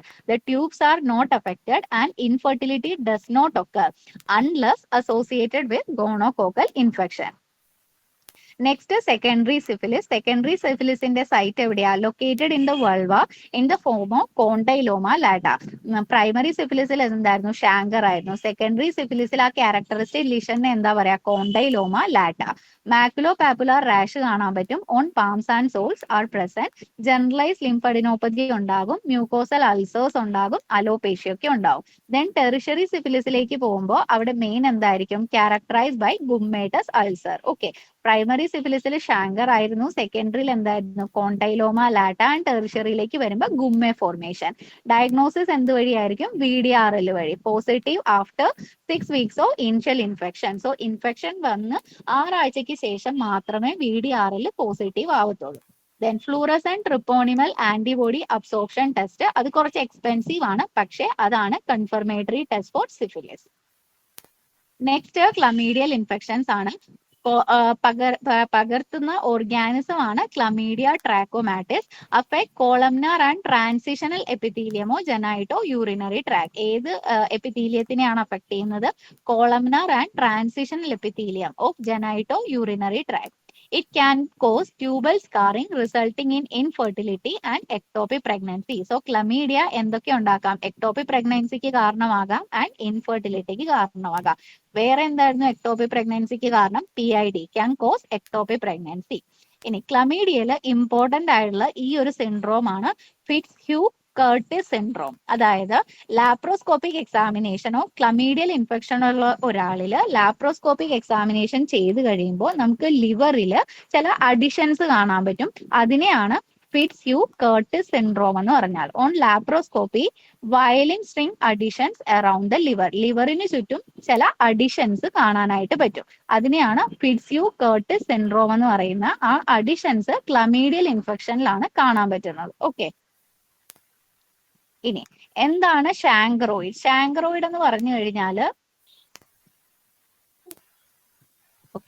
ഷാങ്കറോയിഡ് എന്ന് പറഞ്ഞാൽ ഒരു സെക്ഷലി ട്രാൻസ്മിറ്റഡ് ഡിസീസ് ആണ്. അത് പകർത്തുന്ന ഓർഗാനിസം ആണ് ഹീമോഫിലസ് ഡുക്രി. ഈ ഷാങ്കറോയിഡിലും നമുക്ക് ഷാങ്കർ ഉണ്ടാകും. അതെന്തായിരിക്കും? സോഫ്റ്റ് ഷാങ്കർ ആണ് ആൻഡ് ഇറ്റ് ഈസ് പെയിൻഫുൾ. ഇതില് സിഫിലിസില് എന്തായിരുന്നു? പ്രൈമറി ലിഷൻ ഷാങ്കർ പറഞ്ഞു, അത് പെയിൻലെസ് ആയിരുന്നു. പക്ഷേ ഷാങ്കറോയിഡിൽ ഉണ്ടാകുന്ന ആ ഒരു ഷാങ്കർ എന്ന് പറയുന്നത് അതെന്തായിരിക്കും? പെയിൻഫുൾ ആയിരിക്കും. അതിന്റെ കോസേറ്റീവ് ഓർഗാനിസം ആണ് ഹീമോഫിലസ് ഡുക്രി. അടുത്തത് ലിംഫോഗ്രാനുലോമ വെനേറം. ഇതും സെക്ഷലി ട്രാൻസ്മിറ്റഡ് ആയിട്ടുള്ള ഒരു അസുഖമാണ്. ഇത് പകർത്തുന്നത് ക്ലമീഡിയ ട്രാക്കോമാറ്റിസ് ആണ്. ഇതിൽ ഇമ്പോർട്ടന്റ് ആയിട്ടുള്ള സാധനമാണ് ഈ ഗ്രൂവ് സൈൻ എന്ന് പറഞ്ഞാൽ. ഗ്രൂവ് സൈൻ എന്ന് പറഞ്ഞാൽ ഇൻഗ്വിനൽ ലിംഫ് നോഡ്സ് സോളൺ ആയിരിക്കും. അപ്പോൾ ഇൻഗ്വിനൽ ലിഗമെന്റ് അതിന്റെ മുകളിലും താഴെ ഇൻഗ്വിനൽ ലിംഫ് നോഡ്സ് സോളൺ ആണ്. അപ്പൊ മുകളിലും താഴെ സോളൺ ആണ്. നടുക്കുള്ള ഭാഗം എന്താ? ഒരു ഡിപ്രഷൻ പോലെ കാണാൻ പറ്റും. അതിനെയാണ് ഈ ഗ്രൂവ് സൈൻ എന്ന് പറയുന്നത്. Classical clinical sign of LGV എന്ന് പറഞ്ഞാൽ lymphogranuloma venereum is the groove sign. അതായത് a depression between the group of inflamed lymph nodes. Okay, inflamed nodes മുകളിലും താഴെ, അതിനിടയിൽ ഒരു ഡിപ്രഷൻ ഉണ്ടാവുന്നു. അതാണ് ഗ്രൂവ് സൈൻ എന്ന് പറഞ്ഞാൽ. It is pathognomonic of lymphogranuloma venereum. അടുത്തത് ഗ്രാനുലോമ ഇൻഗ്വിനാലി. ഇതെന്തായിരിക്കും? ഇത് ഒരു സെക്ഷലി ട്രാൻസ്മിറ്റഡ് ഇൻഫെക്ഷൻ ആണ് കോസ്ഡ് ബൈ ഡൊണോവാനിയ ഗ്രാനുലോമാറ്റിസ്. ഇതൊന്നും എക്സ്പ്ലെയിൻ ചെയ്യേണ്ട കാര്യം ഗൈനക്കോളജിക്കൽ പോയിന്റ് ഓഫ് വ്യൂവിൽ ഇല്ല. ഇതൊക്കെ POM-ലാണ് ഇമ്പോർട്ടന്റ് ആയിട്ടുള്ളത്. അടുത്തത് ബാക്ടീരിയൽ വജൈനോസിസ്. ഇത് ഇമ്പോർട്ടന്റ് ആണ്. ഇതിന് കാരണം ഗാർഡനല്ല വജൈനാലിസ് എന്ന് പറയുന്ന ഒരു ബാക്ടീരിയ ആണ് ബാക്ടീരിയൽ വജൈനോസിസ് ഉണ്ടാക്കുന്നത്. ഇനി ഇതിന്റെ പ്രത്യേകതകൾ, ക്യാരക്ടേഴ്സ് എന്തൊക്കെയാണ്? മാലോഡറസ് ആയിട്ടുള്ള വജൈനൽ ഡിസ്ചാർജ് ഉണ്ടാവുന്നു. ഓക്കെ, മാലോഡറസ് ആയിട്ടുള്ള വജൈനൽ ഡിസ്ചാർജ്. ഓക്കെ, ഈ വജൈനൽ ഡിസ്ചാർജ് എങ്ങനെയായിരിക്കും? ഹോമോജീനസ് ആയിരിക്കും ആൻഡ് ഗ്രേയിഷ് വൈറ്റ് കളർ ആയിരിക്കും. ഈ കളർ ഓഫ് വജൈനൽ ഡിസ്ചാർജ് ഒക്കെ ഇമ്പോർട്ടന്റ് ആണ്. ഹോമോജീനസ് ആയിരിക്കും ആൻഡ് ഗ്രേയിഷ് വൈറ്റ് കളർ ആയിരിക്കും. ബാക്ടീരിയൽ വജൈനോസിസിനെ ഡയഗ്നോസ് ചെയ്യാനായിട്ട് ഉള്ളൊരു ക്രൈറ്റീരിയ ആണ് ആംസെൽസ് ക്രൈറ്റീരിയ എന്ന് പറഞ്ഞാൽ. ഈ ആംസെൽസ് ക്രൈറ്റീരിയയിൽ 4 പോയിന്റ്സ് ഉള്ള ABCD 4 പോയിന്റ്സ് ഉണ്ട്. ഇതില് 4 പോയിന്റ്സിൽ അറ്റ്ലീസ്റ്റ് 3 പോയിന്റ്സ് പ്രസന്റ് ആയിരിക്കണം. അങ്ങനെയാണെങ്കിൽ നമുക്ക് പറയാം patient is suffering from bacterial vaginosis. എന്തൊക്കെ ആംസെൽ ക്രൈറ്റീരിയൽ ഉള്ളതെന്ന് നോക്കാം. ഒന്നാമത്തത് ഹോമോജീനസ് ആയിട്ടുള്ള vaginal discharge. Vaginal discharge homogeneous ആയിരിക്കണം. അതായത് ഡിസ്ചാർജ് ഒരേപോലത്തെ ഡിസ്ചാർജ് ആയിരിക്കും. ഇപ്പൊ ഗ്രേഷ് വൈറ്റ് എന്ന് പറഞ്ഞാൽ എല്ലാ രീതിയിലും ഗ്രേഷ് വൈറ്റ് കളർ ആയിരിക്കും. ഇനി B എന്ന് പറയുമ്പോൾ വജൈനൽ pH മോർ ദാൻ 4.5 ആയിരിക്കണം. പോസിറ്റീവ് വിഫ് ടെസ്റ്റ് എന്നാന്ന് പറയും. And presence of clue cells ഉണ്ടായിരിക്കണം. ഓക്കെ, സോ ഇതിൽ നിന്ന് ആംസെൽ ക്രൈറ്റീരിയ എന്തിനുള്ള ഡയഗ്നോസ്റ്റിക് ക്രൈറ്റീരിയ എന്നൊരു ക്വസ്റ്റ്യൻ വരാം. അതല്ലാന്നാണെങ്കിൽ ക്ലൂ സെൽസ് ഏത് ടൈപ്പ് ഓഫ് ഇൻഫെക്ഷനിലാണ് കാണുന്നത്? ബാക്ടീരിയലിലാണോ, അല്ലെങ്കിൽ ഷാങ്ക്രോയിഡിലാണോ, അല്ലെങ്കിൽ സിഫിലിസിലാണോ, അല്ലെങ്കിൽ ഗൊണോറിയലാണോ? അത് ചോദിക്കാം. വിഫ് ടെസ്റ്റ് ഏതിനാണ് ഉപയോഗിക്കുന്നത്? അത് ചോദിക്കാം. അതൊക്കെ സെപ്പറേറ്റ് MCQs ആയിട്ട് വരാം. ഇനി വിഫ് ടെസ്റ്റ് എന്താണെന്നൊന്നും പഠിക്കണം. പേടിക്കാനില്ല. അതിൽ എന്താ നമുക്ക് കിട്ടുന്നതെന്ന് മാത്രം അറിഞ്ഞാൽ മതി. വിഫ് ടെസ്റ്റ് നടത്താൻ നേരത്ത് ഒരു fishy odour when a drop of discharge is mix with 10% potassium hydroxide solution. 10% potassium hydroxide solution plus സൊല്യൂഷനിലേക്ക് നമ്മൾ ഈ വജൈനൽ ഡിസ്ചാർജ് ഇടുവാണെങ്കിൽ നമുക്കൊരു ഫിഷി സ്മെല്ല് കിട്ടും. അതിനർത്ഥം patient is suffering from bacterial vaginosis. ആ ഒരു ടെസ്റ്റിനെ പറയുന്ന പേരാണ് വിഫ് ടെസ്റ്റ്. അപ്പോൾ വിഫ് ടെസ്റ്റ് ബാക്ടീരിയൽ വജൈനോസിസിലാണ്, ആംസെൽസ് ക്രൈറ്റീരിയ ബാക്ടീരിയൽ വജൈനോസിസിലാണ്, ക്ലൂ സെൽസും ബാക്ടീരിയൽ വജൈനോസിസിലാണ് കാണാൻ പറ്റുന്നത്. Next trichomonas vaginitis. Trichomonas vaginitis എന്ന് പറയുമ്പോഴേക്കും മോസ്റ്റ് കോമൺ ആയിട്ടുള്ള ഒരു പ്രോട്ടോസോവൽ വജൈനൈറ്റിസ് ആണ് ട്രൈക്കോമോണസ് വജൈനൈറ്റിസ് എന്ന് പറഞ്ഞാൽ. ഇതിന് കാരണം പ്രോട്ടോസോവയാണ്. Important cause of vaginitis in child bearing period. Child bearing period അതായത് റീപ്രൊഡക്റ്റീവ് പീരീഡിൽ വജൈനൈറ്റിസിന്റെ മോസ്റ്റ് കോമൺ കോസ് എന്ന് പറയുന്നത് ട്രൈക്കോമോണസ് വജൈനൈറ്റിസ് അല്ലെങ്കിൽ പ്രോട്ടോസോവൽ വജൈനൈറ്റിസ് ആണ് മോസ്റ്റ് കോമൺ ആയിട്ട് കാണാൻ പറ്റുന്നത്. ഇനി ഇവിടെ എന്താ ഉണ്ടാകുന്നത്? Profuse offensive vaginal discharge causing irritation and itching. Profuse ആയിരിക്കും, ഒഫൻസീവ് ആയിരിക്കും, കോസിംഗ് എന്താണ്? ഇച്ചിങ് ഉണ്ടാകുന്നു. ബാക്ടീരിയലിൽ ഇച്ചിങ് പറഞ്ഞിട്ടുണ്ടായില്ല. ഇനി ഇവിടെ എങ്ങനെയായിരിക്കും? തിന്നായിരിക്കും, ഗ്രീനിഷ് ആയിരിക്കും, yellow and frothy, offensive discharge per vagina. തിന്നാണ്, ഗ്രീൻ കളർ ആയിരിക്കും അല്ലെങ്കിൽ യെല്ലോ കളർ ആയിരിക്കും, ഫ്രോത്തി ആയിരിക്കും ആൻഡ് ഒഫൻസീവ് ആയിരിക്കും. ഇതൊക്കെ ഇമ്പോർട്ടന്റ് ആണ്. ഇനി ഓൺ എക്സാമിനേഷൻ പങ്ക്ടേഷൻസ് ഓൺ സെർവിക്സ്. സെർവിക്സിൽ ചെറിയ ചെറിയ കുത്തുകുത്ത് അതായത് പങ്ക്ടേഷൻസ് കാണാം. അതിനെയാണ് സ്ട്രോബെറി സെർവിക്സ് എന്ന് പറയുന്നത്. അപ്പൊ സ്ട്രോബെറി സെർവിക്സ് ഏതിലാ കാണുന്നത്? ബാക്ടീരിയയിലാണോ, കാൻഡിഡയിലാണോ, ട്രൈക്കോമോണസ് ആണോ, ഗൊണോറിയ ആണോ? ഏതാണ്? ട്രൈക്കോമോണസ് വജൈനൈറ്റിസിലാണ് സ്ട്രോബെറി സെർവിക്സ് കാണുന്നത്. ആൻഡ് എങ്ങനെയായിരിക്കും ഇതിന്റെ ഡിസ്ചാർജ്? തിന്നായിരിക്കും, ഗ്രീനിഷ് ആയിരിക്കും, യെല്ലോ ആൻഡ് ഫ്രോത്തി ആയിരിക്കും, ഒഫൻസീവ് ഡിസ്ചാർജും ആയിരിക്കും. നെക്സ്റ്റ് കാൻഡിഡ വജൈനാലിസ് അല്ലെങ്കിൽ മൊണീലിയാസിസ്. ഇതെന്താണ്? ഒരു ഫംഗൽ ഇൻഫെക്ഷൻ ആണ്. Candida albican a gram positive is like fungus. So ഇതെന്താണ്? ഒരു ഫംഗസ് ആണ്, ഗ്രാം പോസിറ്റീവ് ആണ്. Vaginal discharge with vulvo vaginal pruritus. Okay, vaginal discharge ഉണ്ട് പ്ലസ് അതിന്റെ കൂടെ എന്തുണ്ട്? ഇച്ചിങ് കൂടിയുണ്ട്. Pruritus is out of proportion to the discharge. Okay, discharge അത്ര ഇമ്പോർട്ടന്റ് അല്ല, പക്ഷേ പ്രൂറൈറ്റിസ് ഭയങ്കരമായിട്ട് ഇമ്പോർട്ടന്റ് ആയിരിക്കും. അതായത് എന്തോരം ഡിസ്ചാർജ് ഉണ്ടോ അതിലും കൂടുതൽ അവർക്ക് എന്തുണ്ടാവുന്നു? ഇച്ചിങ് ഉണ്ടാവുന്നു. ഇനി ഡിസ്ചാർജ് എങ്ങനെയായിരിക്കും? തിക്കാണ്, curdy white and in flakes adherent to vaginal wall. തിക്കായിരിക്കും, കേർഡി വൈറ്റ് കളർ ആയിരിക്കും. ട്രൈക്കോമോണസിൽ എങ്ങനെയായിരുന്നു? തിന്നായിരുന്നു, ഗ്രീനിഷ് അല്ലെങ്കിൽ യെല്ലോയിഷ് ആയിരുന്നു, ഫ്രോത്തി ആയിരുന്നു. ഓക്കെ, ഇവിടെ എങ്ങനെയാ? ഇവിടെ തിക്കായിരിക്കും, കേർഡി വൈറ്റ് ആയിരിക്കും, ഇൻ ഫ്ലേക്സ് ആയിരിക്കും, അഡ്ഹറന്റ് ടു ദ വജൈനൽ വോളിനോട് അഡ്ഹർ ചെയ്തായിരിക്കും ഇരിക്കുന്നത്. ഇനി ഡയഗ്നോസിസ് എന്തുവഴിയായിരിക്കും? വെറ്റ് സ്മിയർ വിത്ത് KOH സൊല്യൂഷൻ. വെറ്റ് സ്മിയർ ആണ് ഡയഗ്നോസിസ് ഓഫ് കാൻഡിഡ എന്ന് പറഞ്ഞത്. അപ്പോൾ വേണമെങ്കിൽ ഒരു കണ്ടീഷൻ ആയിട്ട് തന്നെ തരാം. ഒരു പേഷ്യന്റ് വന്നു, പേഷ്യന്റിന് ഇന്ന രീതിയിലുള്ള വജൈനൽ ഡിസ്ചാർജ് ആയിരുന്നു വിത്ത് എന്തായിരുന്നു? ഭയങ്കരമായിട്ട് പ്രൂറൈറ്റിസ് ആയിരുന്നു. ഇതിൽ ഏതാണ്? ബാക്ടീരിയൽ ആണോ, ട്രൈക്കോമോണസ് ആണോ, കാൻഡിഡ ആണോ, ഏത് കണ്ടീഷൻ ആണ്? അങ്ങനെയും ക്വസ്റ്റ്യൻസ് വരാറുണ്ട്. Next Bartholin cyst. Bartholin cyst എന്ന് പറയുമ്പോൾ എന്തായിരിക്കും? ബർത്തോളിൻസ് ഡക്റ്റിനെ പറ്റി പറഞ്ഞിരുന്നു. ഈ ബർത്തോളിൻസ് ഡക്ട് ഏതെങ്കിലും കാരണവശാൽ ഒബ്സ്ട്രക്റ്റഡ് ആവുന്നു. അങ്ങനെ ഒബ്സ്ട്രക്റ്റഡ് ആയി കഴിയുമ്പോൾ ഈ സെക്രീഷൻസിന് പുറത്തേക്ക് പോകാനായിട്ട് പറ്റത്തില്ല. ഈ സെക്രീഷൻസ് ഉള്ളിൽ അക്യുമുലേറ്റ് ആകുന്നു. അങ്ങനെ അത് എന്തായിട്ട് മാറുന്നു? ഒരു സിസ്റ്റ് ആയിട്ട് മാറുന്നു. So there is closure of the duct. Duct close ആയി പോകുന്നു. Inflammation or trauma followed by fibrosis and occlusion of lumen. എന്തുകൊണ്ടാണ് ഇങ്ങനെ ക്ലോഷർ സംഭവിക്കുന്നത്? ഒന്നെങ്കിൽ അവിടെ ഇൻഫ്ലമേഷൻ ഉണ്ടാവാം, അതല്ല എന്നാണെങ്കിൽ ട്രോമ ഉണ്ടായി, ഏതെങ്കിലും രീതിയിൽ ഇഞ്ചുറി ഉണ്ടായി, ഇഞ്ചുറിക്ക് ശേഷം ഫൈബ്രോസിസ് വന്നു. ഫൈബ്രോസിസ് വന്നപ്പോൾ എന്ത് പറ്റി? ആ ലൂമൻ ഭയങ്കരമായിട്ട് നാരോ ആയി പോയി, അങ്ങനെ അത് ഒബ്സ്ട്രക്റ്റഡ് ആയി. ക്ലിനിക്കൽ ഫീച്ചേഴ്സ് എന്തൊക്കെയായിരിക്കും? A small cyst often remain unnoticed. അതായത് ഇത് ഇപ്പോ എന്താണ്? തുടക്കമാണെന്ന് വിചാരിക്കുക. ബർത്തോളിൻ സിസ്റ്റിന്റെ തുടക്കമാണെങ്കിൽ അത് അത്ര നമുക്ക് മനസ്സിലാവത്തില്ല, കാരണം ആ ഒരു സിസ്റ്റ് വളരെ ചെറുതായിരിക്കും. അപ്പൊ അത് നമ്മൾ ശ്രദ്ധിക്കാണ്ട് പോകും. പക്ഷേ ഗ്രാജുവലി എന്ത് ചെയ്യുന്നു? സിസ്റ്റ് വലുതാവാനായിട്ട് തുടങ്ങുന്നു. അങ്ങനെ വലുതായി കഴിയുമ്പോഴേക്കും ഡിസ്കംഫോർട്ട് ഉണ്ടാകും, ഡിസ്പെരൂണിയ ഉണ്ടാകും. ഡിസ്പെരൂണിയ പെയിൻഫുൾ കൊയിഷൻ. On examination unilateral swelling on the posterior half of labia majors which opens up the posterior end of labia minus. The overlying skin is thin and shiny. The cyst is fluctuant and non-tender ആയിരിക്കും. Cyst എങ്ങനെയായിരിക്കും? ഫ്ലക്ച്വന്റ് ആയിരിക്കും and it is known tender, അതായത് painful ആയിരിക്കത്തില്ല. ഇവിടെ important ആയിട്ടുള്ളത് ഈ ഒരു treatment ആണ് മാർസൂപ്പിയലൈസേഷൻ. ഇതൊരു ഓപ്പറേറ്റീവ് ടെക്നിക് ആണ്. അത് ബർത്തോളിൻ സിസ്റ്റിന് വേണ്ടിയാണ് ചെയ്യുന്നത്. ഈ ഒരു ടേം തന്നിട്ട് അത് എന്തിനു വേണ്ടിയാ ചെയ്യുന്നതെന്ന് ചോദിക്കാം. അതല്ലാന്നാണെങ്കിൽ ബർത്തോളിൻ സിസ്റ്റിന് ഉള്ള ട്രീറ്റ്മെന്റ് പ്രൊസീജിയർ എന്താന്ന് ചോദിക്കാം. ഇത് MCQ പോയിന്റിൽ ഇമ്പോർട്ടന്റ് ആണ്. നെക്സ്റ്റ് ഈ ഒരു ചാപ്റ്ററിൽ കുറച്ച് ഇമ്പോർട്ടന്റ് ആയിട്ടുള്ള പോയിന്റ്സ് ആണ്.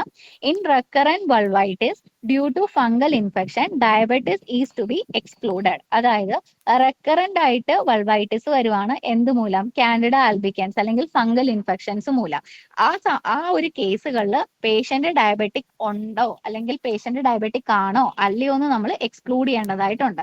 കാരണം കാൻഡിഡ ആൽബിക്കൻസ് കൂടുതലും കാർബോഹൈഡ്രേറ്റ് റിച്ച് ആയിട്ടുള്ള ഒരു മീഡിയത്തിൽ വളരുന്ന ഓർഗാനിസം ആണ്, അല്ലെങ്കിൽ അസിഡിക് ആയിട്ടുള്ള ഒരു മീഡിയത്തിൽ വളരുന്ന ഓർഗാനിസം ആണ്. അപ്പൊ പേഷ്യന്റ് ഡയബറ്റിക് ആണെന്നുണ്ടെങ്കിൽ കാൻഡിഡ ആൽബിക്കൻസിന്റെ ഇൻഫെക്ഷൻ ഉണ്ടാവാനുള്ള ചാൻസ് കൂടുതലാണ്.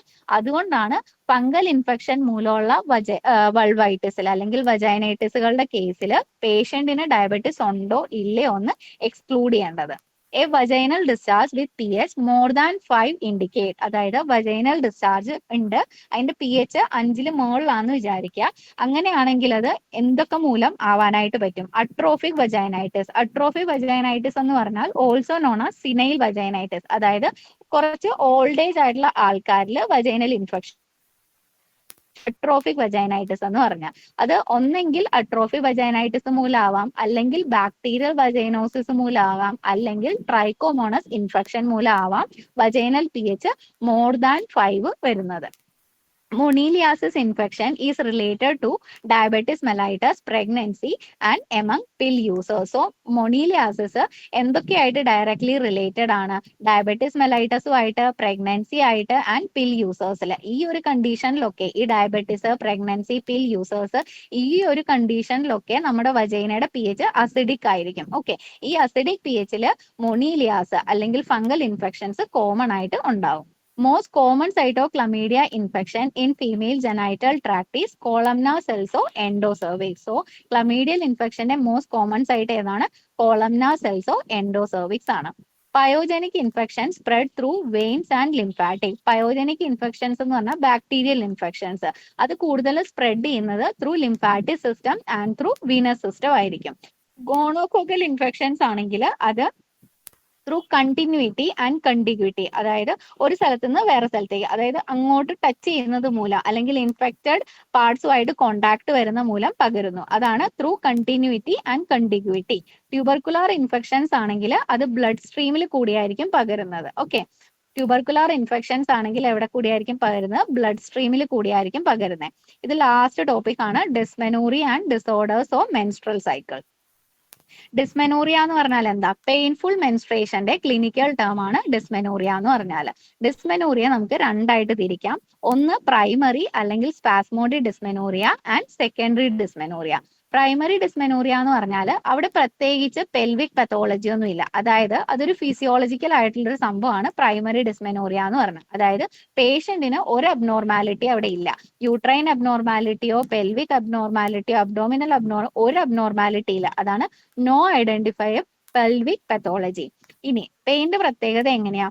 Pain begin few hours before or just with onset of menstruation.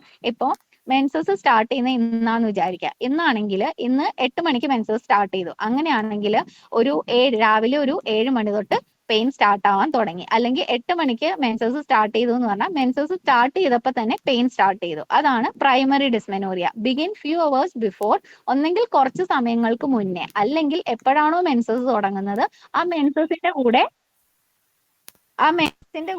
Pain വരുന്നു. അതിനെയാണ് എന്ത് വിളിക്കുന്നത്? പ്രൈമറി ഡിസ്മെനോറിയ എന്ന് വിളിക്കുന്നത്. ഓക്കെ, ഇനി എത്ര സമയത്തേക്ക് പെയിൻ ഉണ്ടാകും? Pain usually last for few hours. കുറച്ച് സമയത്തേക്കേ ഉണ്ടാകത്തുള്ളൂ. And may extend to 24 hours. ചിലപ്പോൾ അത് ഒരു ദിവസം മൊത്തം ഉണ്ടാവാം, പക്ഷേ 48 മണിക്കൂറിൽ കൂടുതൽ എന്തായാലും ഉണ്ടാവില്ല. ഇനി പെയിൻ എങ്ങനെയായിരിക്കും? സ്പാസ്മോഡിക് പെയിൻ ആയിരിക്കും, confine to lower abdomen and may radiate to back and medial aspect of തൈ.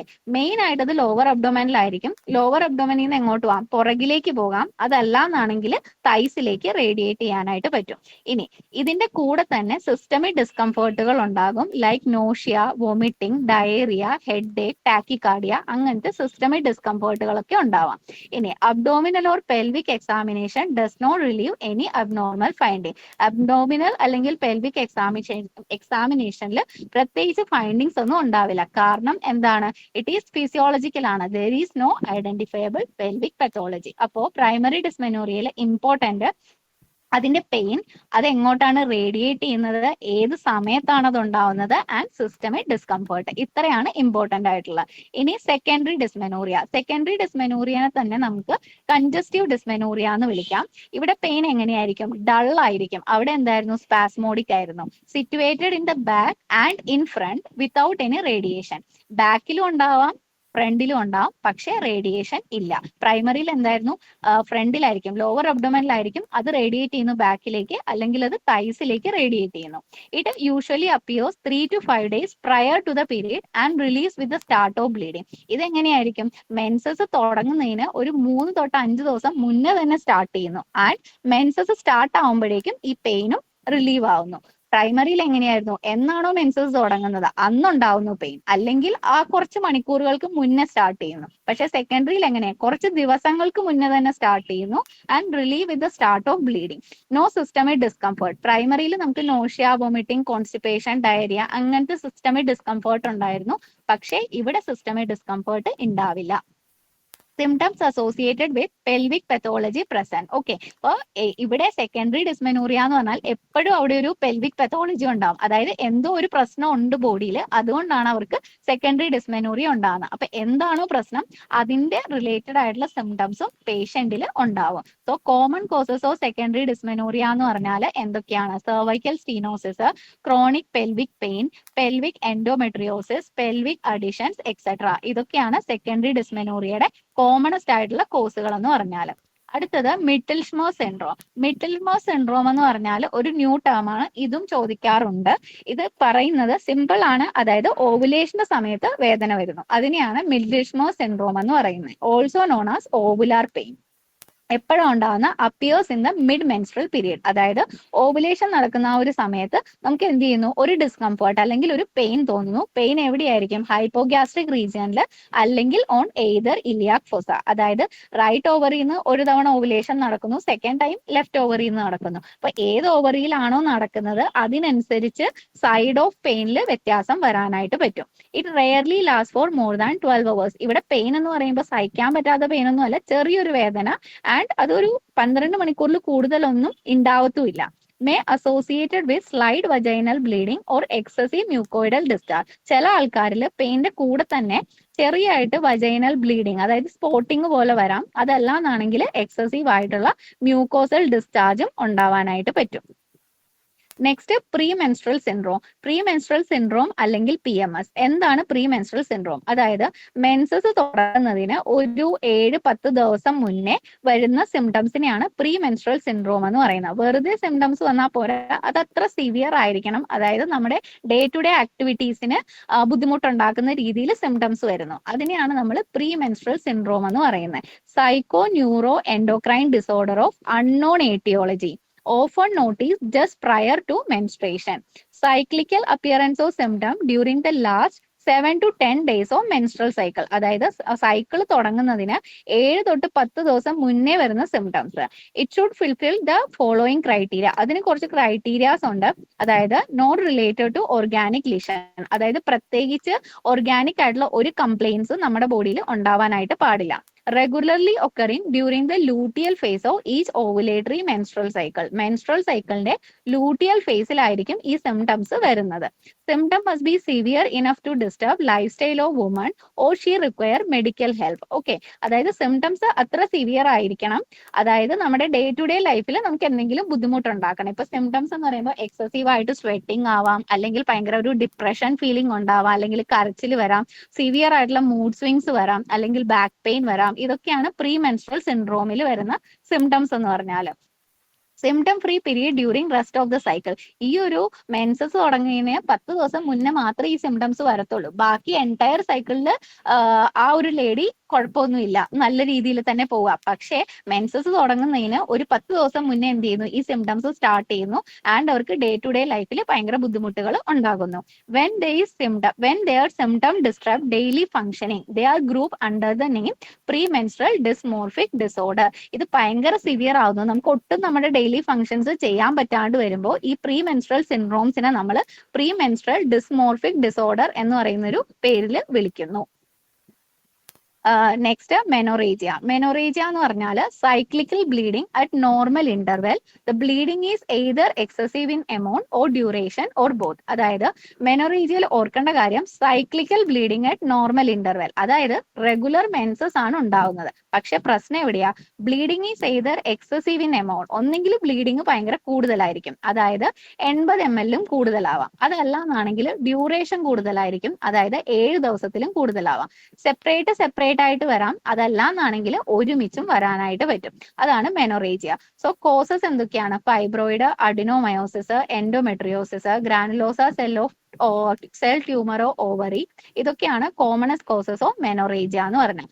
ഓർക്കേണ്ട കാര്യങ്ങൾ ഇത്രയാണ്. അത് നോർമൽ ഇന്റർവെൽ ആയിരിക്കും, അതായത് റെഗുലർ ആണ്, മെൻസ്ട്രൽ ബ്ലീഡിംഗ് റെഗുലർ ആണ്. പക്ഷെ ഒന്നെങ്കിൽ ബ്ലീഡിങ്ങിന്റെ എമൗണ്ട് കൂടുതലാണ്, അല്ലെങ്കിൽ ഡ്യൂറേഷൻ കൂടുതലാണ്, അല്ലെങ്കിൽ ഡ്യൂറേഷനും കൂടുതലാണ്, എമൗണ്ടും കൂടുതലാണ്. അടുത്തത് പോളിമെനോറിയ. പോളിമെനോറിയ എന്ന് പറയുമ്പോൾ cyclical bleeding where cycle is reduced to an arbitrary limit of less than 21 days and remain constant at that frequency. ഇവിടെ സൈക്ലിക്കൽ ബ്ലീഡിംഗ് ആണ്, അതായത് റെഗുലർ ബ്ലീഡിംഗ് ആണ്, പക്ഷേ എല്ലാ 21 ദിവസത്തെ സൈക്കിൾ ആയിരിക്കും. അതാണ് is reduce to an arbitrary limit of less than 21 days and remain constant at that frequency. കാരണങ്ങൾ എന്തൊക്കെയാ? Causes during adolescence, preceding menopause, following delivery and abortion etcetera. അടുത്തത് മെട്രേജിയ. മെട്രേജിയ എന്ന് പറയുമ്പോൾ ഇറഗുലർ ആയിട്ടുള്ള സൈക്ലിക്കൽ ബ്ലീഡിംഗ് ആണ് from uterus. So മെനോറേജിയം പോളിമെനോറിയം regular ആയിരുന്നു, മെട്രേജിയ എന്താണ്? ഇറഗുലർ ആണ്. Causes uterine polyp, submucous fibroid, carcinoma cervix and endometrial carcinoma. ഇനി മെനോമെട്രേജിയ. മെനോമെട്രേജിയ എന്ന് പറഞ്ഞാൽ bleeding is so irregular and excessive that menses cannot be identify. Menorrhagia എന്ന് പറഞ്ഞാൽ എന്തായിരുന്നു? എമൗണ്ട് കൂടുതൽ അല്ലെങ്കിൽ ഡ്യൂറേഷൻ കൂടുതൽ. മെട്രേജിയ എന്ന് പറഞ്ഞാൽ ഇറഗുലർ സൈക്ലിക്കൽ ബ്ലീഡിംഗ്. ഇത് രണ്ടും കൂടെ ഒരു പേഷ്യന്റിൽ വരുന്നു, അതാണ് മെനോമെട്രേജിയ. അതായത് അവർക്ക് നോർമൽ മെൻസസ് വരുന്നുണ്ട്, നോർമൽ മെൻസസിന് ശേഷം വീണ്ടും ബ്ലീഡിങ് ഇറഗുലർ ആയിട്ട് കണ്ടിന്യൂ ചെയ്തുകൊണ്ടേയിരിക്കുന്നു. അപ്പൊ അവർക്ക് ഏതാണ് നോർമൽ മെൻസസ്, ഏതാണ് അബ്നോർമൽ ആയിട്ടുള്ള ബ്ലീഡിങ്, അതുപോലും മനസ്സിലാവാത്ത അവസ്ഥ. അതിനെയാണ് മെനോമെട്രേജിയ എന്ന് പറയുന്നത്. ഒളിഗോമെനോറിയ. ഒളിഗോമെനോറിയ എന്ന് പറഞ്ഞാൽ menstrual bleeding occurring more than 35 days apart. പോളിമെനോറിയൽ എന്തായിരുന്നു? 21 ഡേയ്സിൽ സൈക്കിൾ വരുന്നു. ഒളിഗോമെനോറിയൽ എന്താണ്? 35 ദിവസം കൂടുമ്പോഴായിരിക്കും സൈക്കിൾ വരുന്നത്. And which remain constant at that frequency is called oligomenorrhoea. So ഒളിഗോമെനോറിയയും റെഗുലർ ബ്ലീഡിംഗ് ആയിരിക്കും. റെഗുലർ ആയിട്ട് സൈക്കിൾ വരുന്നുണ്ട്, പക്ഷെ സൈക്കിളിന്റെ ലെങ്ത് കൂടുതലാന്നേ ഉള്ളൂ. 35 ഡേയ്സിൽ സൈക്കിൾ വരുന്നു. കോസസ് എന്തൊക്കെയാ? PCOS, hyperthyroidism, stress, obesity, prolactinaemia etcetera. Hypomenorrhoea. Hypomenorrhoea എന്ന് പറഞ്ഞാൽ menstrual bleeding is unduly scanty. Menstrual bleeding ഭയങ്കര കുറവായിരിക്കും. And last for less than 2 days. 2 ദിവസത്തിൽ കുറവ് മാത്രമായിരിക്കും ബ്ലീഡിംഗ് ഉണ്ടാവുന്നത്. 7 ദിവസത്തിൽ കൂടുതലായ എന്താ? മെനോറേജി ആയിരുന്നു. 2 ദിവസത്തിലും കുറവാണ്, സ്കാൻഡി ബ്ലീഡിംഗ് ആണ്. ദെൻ എന്തായിരിക്കും? അത് ഹൈപ്പോമെനോറിയ ആയിരിക്കും. അപ്പൊ ഹൈപ്പോമെനോറിയയും റെഗുലർ ബ്ലീഡിംഗ് ആണ്, പക്ഷെ ബ്ലീഡിംഗ് വളരെ കുറവായിരിക്കും, ലെസ് ദാൻ 2 days ആയിരിക്കും. കോസസ് എന്തൊക്കെയാണ്? എൻഡോമെട്രിയൽ TB, മാൽന്യൂട്രീഷൻ, ഇതൊക്കെയാണ് ഹൈപ്പോമെനോറിയയുടെ കോസസ്. സോ ഇതിൽ നിന്ന് ചോദിക്കാൻ പറ്റുന്നതെന്ന് പറഞ്ഞാൽ ഡെഫിനിഷൻ അസച്ച് ചോദിക്കാനായിട്ട് പറ്റും. പിന്നെ ചോദിക്കാം ഇതിൽ ഫോളോയിങ്ങിൽ ഏതാണ് ഇറഗുലർ ആയിട്ടുള്ള ബ്ലീഡിംഗ് എന്ന്. അതായത് മെനോറേജിയ റെഗുലർ ആണ്, പോളിമെനോറിയ റെഗുലർ ആണ്, ഒളിഗോമെനോറിയ റെഗുലർ ആണ്, ഹൈപ്പോമെനോറിയ റെഗുലർ ആണ്. ഇതിൽ ഇറഗുലർ ആയിട്ടുള്ളത് മെട്രേജിയം, മെനോമെട്രേജിയം മാത്രമാണ് ഇറഗുലർ ആയിട്ടുള്ള ബ്ലീഡിംഗ്.